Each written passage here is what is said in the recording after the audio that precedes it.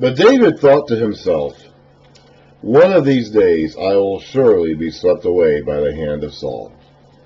The best thing I can do is to escape to the land of the Philistines. Then Saul will give up searching for me anywhere in Israel, and I will slip out of his hand. He tried this once before. When he first initially fled Saul several chapters ago, his first thought after he went to the priestly community of Nob to get provisions and a sword. And then when he left there, he went to Gath, which is a Philistine city, and tried to take refuge there. He's going to go back to that exact same place, that exact same king. This time the difference is that he's got an army behind him. Last time it was just himself. This time he's got a whole troop of men behind him, and he basically sells his services to this guy. This time last time they drove him out. This time they're going to accept him. So David and the 600 men with him left and went over to Achish, son of Maoch, king of Gath. David and his men settled in Gath with Achish. Each man had his family with him, and David had his 2 wives, Ahinoam of Jezreel, and Abigail of Carmel, the widow of Nabal. When Saul was told that David had fled to Gath, he no longer searched for him. He has put himself out of Saul's reach. If Saul's going to come into this territory to pursue David, he's going to provoke a war with the Philistines. Not what he needs at this point in time. Then David said to Achish, if I have found favor in your eyes, let a place be assigned to me in one of the country towns, so that I may live there. Why should your servant live in the royal city with you? So on that day, the Achish gave him Ziklag, and it has belonged to the kings of Judah ever since. David lived in Philistine territory for a year and 4 months.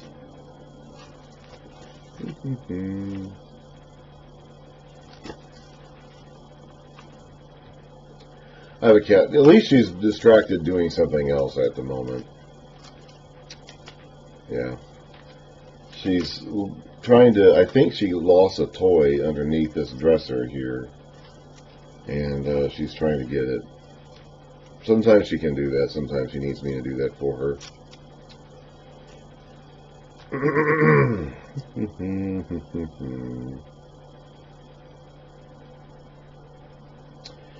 Ziklag was a town originally allotted to Judah way back in the days of Joshua. Joshua 15, starting in verse 21, the southernmost towns of the tribe of Judah in the Negev toward the boundary of Edom were, and it goes through the big list, and then verse 31 we see Ziklag. So this was originally supposed to be a Judean town anyway. A Judahite town anyway. The Philistines had taken over during the various battles that they had had with Israel. But now David gets it back from Achish as a place for him to stay. Now Achish is willing to take David in now that he has an army behind him, and David is basically pledging his fighting forces services to Achish. Last time David came here, it was just himself. He didn't have anything to offer but Achish, but himself. And he had a Goliath sword with him, and of course, he was famous for killing Philistines. This time around he had 600 men with him, and he's a known fugitive from Israel. So he is offering his services as a fighting force to the king of Achish, and this time he's accepted, but still don't really want him living in the city itself. Okay, still not a great idea for David and his men to be right there in the city itself. So they end up living outside. Now David and his men went up and raided the Geshurites, Girzites, and Amalekites. From ancient times, these people had lived in the land extending to Shur in Egypt. Whenever David attacked an area, he did not leave a man or woman alive, but took sheep and cattle, donkeys and camels and clothes. Then he returned to Achish. Now, I don't know if David is being told to do this by the Lord or not. Now the Amalekites were that people that God had told Israel to destroy. We read about that way back in Deuteronomy when Moses is giving his farewell address to the people. Deuteronomy 25, starting in verse 17. Remember what the Amalekites did to you along the way when you came out of Egypt. When you were weary and worn out, they met you on your journey and cut off all who were lagging behind. They had no fear of God, so they attacked them from the rear, in other words. When the Lord your God gives you rest from all the enemies around you, in the land he is giving you to possess as an inheritance, you shall blot out the memory of Amalek from under heaven. Do not forget. So they basically had standing orders from God to wipe out the Amalekites. And God has not revoked that order. He has not changed his mind on that or relented from doing that. Saul was supposed to do that when he became king. In fact, that's actually one of the major things that Saul got in trouble for, was not doing that. Was sparing the king of Amalek and some of the stuff when they were specifically told to put them under the ban and burn them all up to God. So you could make the case here that David is taking it upon himself to do this, to wipe out these Amalekites in a way that, but I don't know exactly. I don't know what his motivation is here specifically, or whether or not these raids are sanctioned by God. I'm not sure.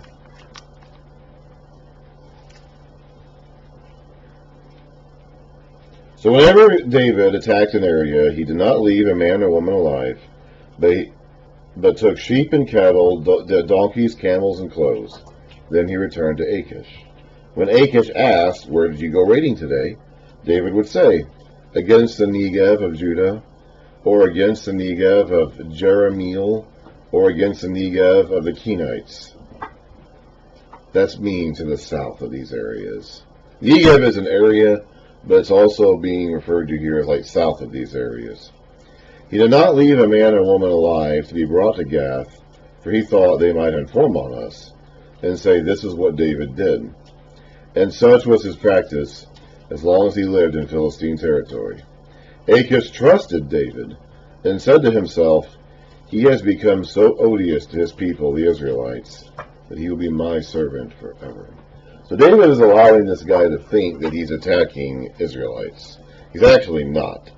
He is attacking other peoples and wiping them out so there are no survivors and no witnesses, and then he is reporting to Achish that he went raiding amongst his own people, making Achish think then that he has become odious to his own people, when in fact he isn't quite so much. Okay, now for a very well-known story, because it involves a ghost. About the only specific documented example in the scriptures of a ghost. In those days, so we're moving away from David and we're going back to Saul, and we're setting up the end of Saul. Saul's end is about to come. In those days, so during the time frame in which David was in Philistine, or was with the Philistines in Philistia and Gath, so in that time frame, the Philistines gathered their forces to fight against Israel. I don't know why. I'm not sure what prompted this or provoked it or triggered it. It's time for a showdown. It's time for a fight. Achish said to David, "You must understand that you and your men will accompany me in the army." David said, "Then you will see for yourself what your servant can do." Achish replied, "Very well. I will make you my bodyguard for life." Achish thinks he's got David's loyalty. I don't know if he does or not, frankly. David didn't commit there to being loyal to Achish, but Achish thinks he did. Now, Samuel was dead, and all Israel had mourned for him, and buried him in his hometown of Ramah. Saul had expelled the mediums and spiritists from the land. So there's no prophet, and they're supposed to do that, okay? The mediums and spiritists, they were supposed to do that. They're not supposed to practice to follow these practices.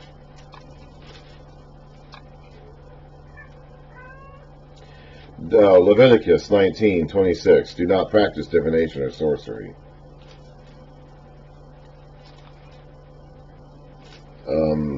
Later on, let's see here. Do not practice divination or sorcery.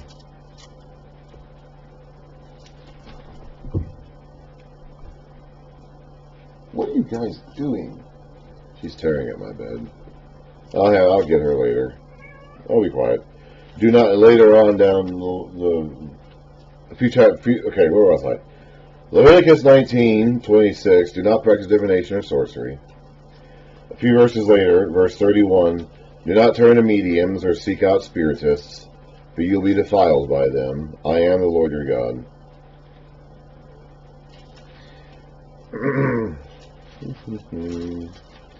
In other places, that's not by any means the only time they're told not to do that. And other places, it's those practices are specifically prescribed the death penalty.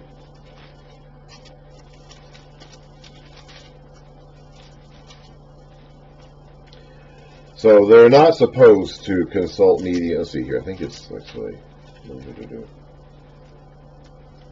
They are not supposed to practice these, to follow these practices. And Saul, to his credit, was trying to follow that particular law.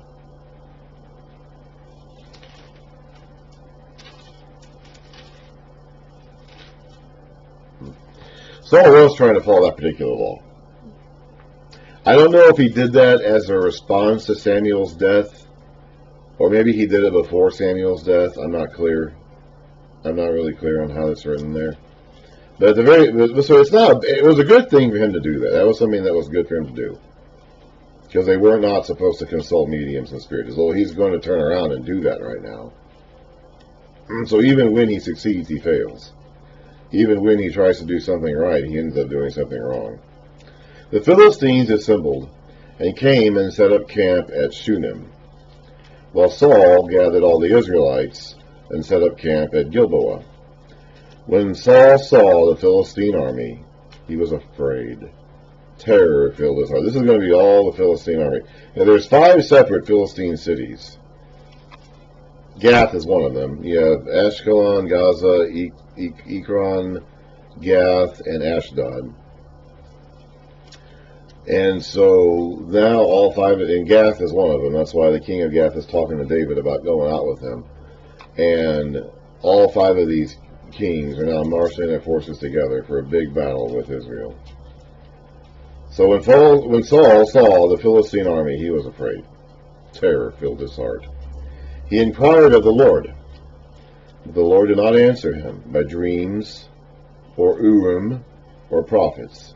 Now, when he says he inquired of the Lord, I'm assuming he's just openly praying up to the sky. He didn't have any dreams in response. He doesn't have the Urim and the Thummim for the priest to cast and get a response. And there are no prophets because Samuel is dead. So he has no access to God's counsel any longer. So he hasn't actually for a while. It's just now starting to hit home to him. He doesn't have any more access to God. Saul then said to his attendants, find me a woman who is a medium, so I may go and inquire of her. There is one in Endor, they said. So Saul disguised himself, putting on other clothes, and at night he and 2 men went to the woman. Consult a spirit for me, he said, and bring up for me the one I name. But the woman said to him, now a spirit is, the dead people were thought to be underground. When they were thought to be in the underworld, which is underneath the earth, Sheol. So when he says bring up a spirit, he's meaning that literally bring up a spirit from the underworld so I can talk to him. But the woman said to him, surely you know what Saul has done. He has cut off the mediums and spiritists from the land. Why have you set a trap for my life to bring about my death? So I'm assuming this woman had practiced medium and sorcery. And then when Saul put down his prohibition against these things, she stopped. I'm assuming. She didn't leave. She wasn't killed, obviously. And she didn't leave, obviously. So I'm assuming... And apparently she wasn't continuing her practice in secret. Because here she's refusing to do it initially. So I'm assuming she stopped. Rather than being driven out or rather than being executed, she simply stopped. This is probably a Hebrew lady, by the way. It's probably not, it probably is someone who is an Israelite who adopted pagan practices. Saul swore to her by the Lord, as surely as the Lord lives, you will not be punished for this. So Saul was doing everything he can, and in the process doing everything wrong. He tried to expel the mediums and spiritists from the land, which was a good thing, But now he's turning right around and consulting those same spiritists and mediums. He's taking the Lord's name as an act of promising this medium, the spiritist, while trying to break the Lord's law by consulting a ghost. So he's doing everything wrong here. He hasn't actually had access to God's counsel for some time. It's now hitting him. It's finally dawned on him that he doesn't have access to God anymore. Then the woman asked, "Whom shall I bring up for you?" "Bring up Samuel," he said. When the woman saw Samuel, she cried out at the top of her voice. I don't know if she tried to bring him up or not. Samuel may have just come. Okay, I'm not sure if the woman actually did anything to bring up Samuel or not. She doesn't seem to be prepared for him. So my guess is that Samuel just appeared here at this point without the woman actually doing anything. When the woman saw Samuel, she cried out at the top of her voice and said to Saul, "Why have you deceived me? You are Saul." The king said to her, "Don't be afraid. What do you see?" Apparently, only the woman could see Samuel. Apparently. The others could hear him, because Saul will speak to him and be spoken to by him, but apparently only the woman could actually see him. The woman said, "I see a spirit or spirits or see gods coming up out of the ground." Remember, he's coming up from the underworld. So he's somehow melting through the floor and appearing in front of them somehow. "What does he look like?" he asked. Again, Saul doesn't see Samuel somehow. "An old man wearing a robe is coming up." Remember, Samuel has been identified by his robe all his life. This would be his, I'm not sure if it's his priestly robe or a prophet robe or what specific kind of robe this is. But from the very beginning, when Hannah, his mother, made little robes for him each year as he was growing up, and she visited him at the tabernacle, he has been identified by the last time he and Saul saw each other, well, intentionally, was when Saul ripped his robe. And then Samuel said, "God has ripped the kingdom from you." So Samuel has been identified by his robe for his entire life, and even after his life. Again, I don't know if this is a priestly robe or a prophet robe, but there's something about this robe that is very identifiable and recognizable as Samuel. Because when she says the robe, Saul knows who it is. Now, apparently Saul doesn't see him. Apparently only the woman actually sees this spirit manifestation of Samuel. But when she talks about the robe, then Saul knows who it is. "An old man wearing a robe is coming up," she said. Then Saul knew it was Samuel, and he bowed down and prostrated himself with his face to the ground. Samuel said to Saul, "Why have you disturbed me by bringing me up?" "I am in great distress," Saul said. "The Philistines are fighting against me, and God has turned away from me. He no longer answers me either by prophets or by dreams.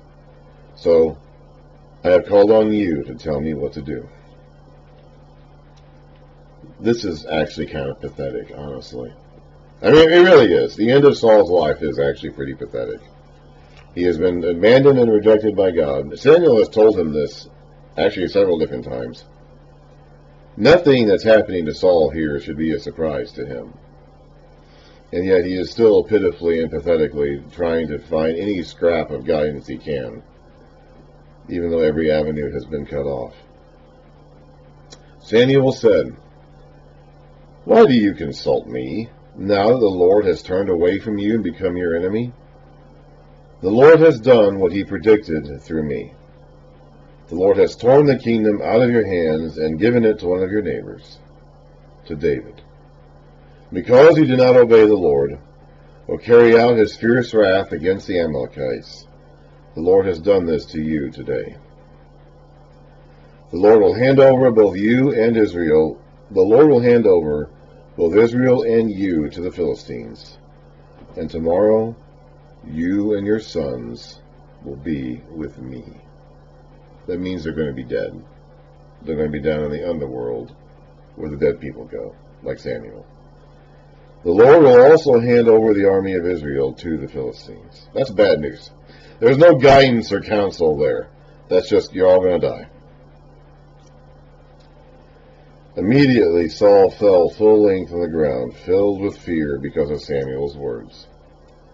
His strength was gone, for he had eaten nothing all that day and night. When the woman came to Saul and saw that he was greatly shaken, she said, "Look, your maidservant has obeyed you. I took my life in my hands and did what you told me to do. Now, please listen to your servant, and let me give you some food so that you may eat and have strength to go on your way." He refused and said, "I will not eat." But his men joined the woman in urging him, and he listened to them. He got up from the ground and sat on the couch. He's probably fasting. Okay, he's probably refusing to eat because he's taken some kind of a fast in order to curry the Lord's favor by fasting, probably. The woman had a fattened calf at the house, which she butchered at once. She took some flour, kneaded it, and baked bread without yeast. Then she set it before Saul and his men, and they ate. That same night they got up and left.